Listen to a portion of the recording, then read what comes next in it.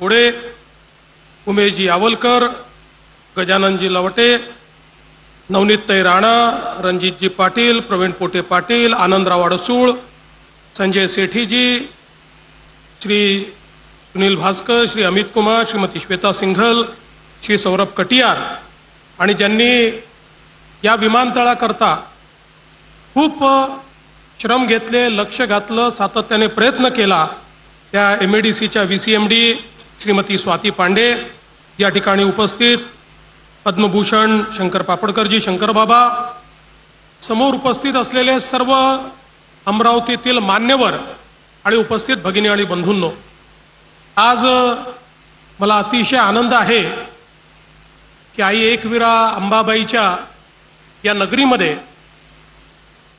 त्याचप्रमाणे प्रज्ञाचक्षू गुलाबराव महाराज, त्याचप्रमाणे चक्रधर स्वामी आणि ज्यांनी खऱ्या अर्थानं शिक्षण क्षेत्रामध्ये क्रांती करून आपल्याला शिक्षणाचा परिचय करून दिला, ते भाऊसाहेब उर्फ पंजाबराव देशमुख, या सर्वांच्या चरणी या ठिकाणी नतमस्तक होतो। आपण असं ऐकलंय की रुक्मिणीचं हरण करताना या अमरावतीमध्येच श्रीकृष्णाने वायुवेगाने ते हरण केलं होतं।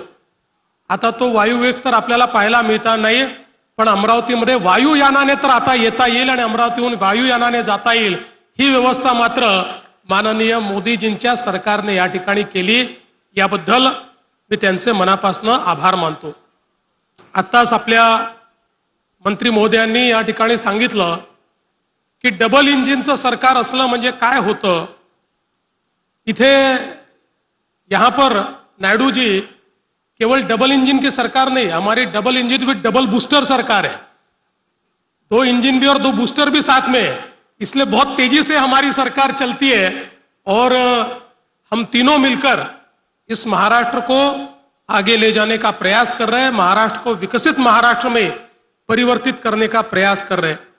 और एक चीज मैं आपको बताना चाहता हूं कि ये जो अमरावती शहर है, इसका मेरे ऊपर कर्जा है, क्योंकि मेरी माँ यहां से आती है और मैं हमेशा कर्जे में ही रहना चाहता हूं, इसलिए अमरावती के साथ मेरा एक अलग नाता है। आणि म्हणूनच अमरावतीमध्ये काही चांगलं झालं की सर्वाधिक आनंद माझ्या आईला होत असतो आणि म्हणून तिला आनंद देणं हे देखील माझ्या आनंदाकरता एक अत्यंत महत्त्वाचं कारण असतं। मला असं वाटतं की आज या एअरपोर्टचं काम आपण पूर्ण केलं।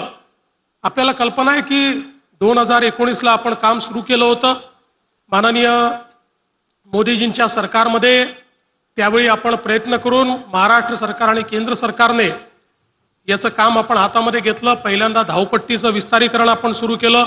आमच्या नवनीतताई राणा देखील त्यावेळेस आमच्या सोबत होत्या आणि त्यानंतर काही कारणाने ते काम बंद पडलं होतं, पण पुन्हा त्यातलं जे केंद्र सरकारशी संबंधित काम होतं ते तर सुरू होतं, पण राज्य सरकारचं जे काम होतं ते कुठेतरी संथ गतीने चाललं होतं। पुन्हा एकदा शिंदे साहेबांच्या नेतृत्वात सरकार आल्याबरोबर त्याच्यामध्ये आम्ही लक्ष घातलं आणि अत्यंत वेगानं हे सगळं काम आम्ही पूर्ण करून घेतलं। आणि आज मला अतिशय आनंद आहे की केवळ आपला एअरपोर्टच या ठिकाणी तयार नाही, तर त्या एअरपोर्टवर उडान या स्कीमच्या अंतर्गत केंद्र सरकारने आपलं पहिलं विमान या ठिकाणी दिलं आणि या पहिल्या विमानात बसून या ठिकाणी आम्हाला येता आलं। मी त्याबद्दल माननीय मोदीजींचे आणि केंद्रीय मंत्र्यांचे अतिशय मनापासून आभार मानतो। यासोबत दुसरं महत्त्वाचं काय आहे तर या ठिकाणी जी पायलट ट्रेनिंग स्कूल सुरू होणार आहे ही याकरता महत्त्वाची आहे की या एका पायलट ट्रेनिंग स्कूलमुळे आपलं अमरावती हे जगाच्या नकाशावर येत आहे। कारण साऊथ ईस्ट एशियामधली सगळ्यात मोठी पायलट ट्रेनिंग स्कूल ही अमरावतीमध्ये सुरू होते आहे आणि जवळपास दरवर्षी 180 पायलट हे अमरावतीमध्ये या ठिकाणी तयार होतील। जवळपास 34 विमानं या ठिकाणी पार्क असतील, जी विमानं या ठिकाणी ट्रेनिंग देतील आणि यातनं केवळ पायलट तयार होतील इतक्यापुरते मर्यादित नाही आहे।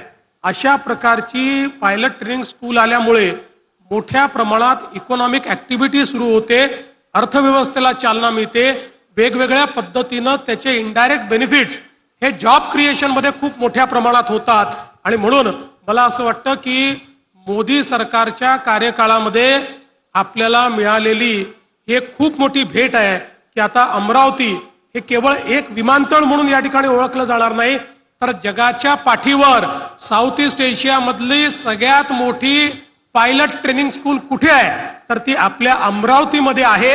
अशा प्रकारे अमरावतीला एक नवीन ओळख या माध्यमातून मिळते.